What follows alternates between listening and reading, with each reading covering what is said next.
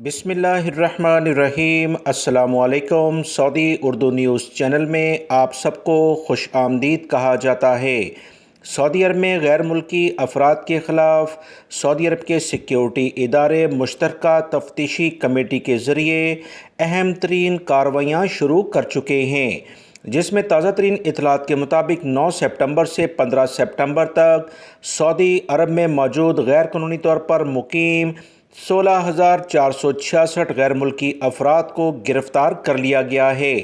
مزید تفصیلات جو آئی ہیں اس کے مطابق غیر ملکی افراد جو کہ سعودی عرب میں غیر قانونی طور پر اقامے کے قوانین، لیبر کے قوانین یا غیر قانونی طور پر سرحد عبور کر کے سعودی عرب میں داخل ہوئے تھے، جس کے بارے میں سیکیورٹی اداروں نے کہا کہ غیر ملکی افراد سے پاک وطن کی مہم پر کام جاری ہے۔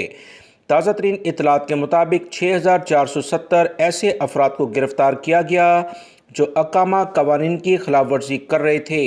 مزید اطلاعات کے مطابق 8,182 افراد وہ ہیں جو کہ غیر قانونی طور پر سرحد عبور کر کے سعودی عرب میں داخل ہوئے تھے۔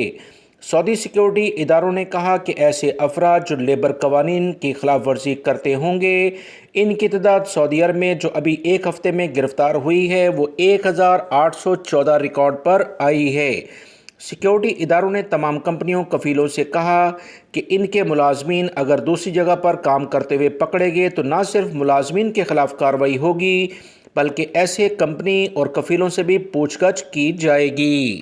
سعودی عرب کے سیکیورٹی اداروں نے تمام سعودی شہری اور غیر ملکی افراد کو خبردار کیا ہے کہ اقامہ اور لیبر قوانین کی خلاف ورزیوں میں ملوث افراد کو سہولیات فراہم کرنا، جس میں انہیں رہائش کی جگہ دینا، انہیں ٹرانسپورٹ کی سہولت فراہم کرنا یا انہیں ملازمت دینا، اس پر 13 افراد کو گرفتار کیا گیا ہے۔ 15 سال قید اور 10 لاکھ ریال جرمانہ بھی انہیں کیا جائے گا۔ ویڈیو لائک کر کے شیئر بھی کیجیے گا۔ السلام علیکم۔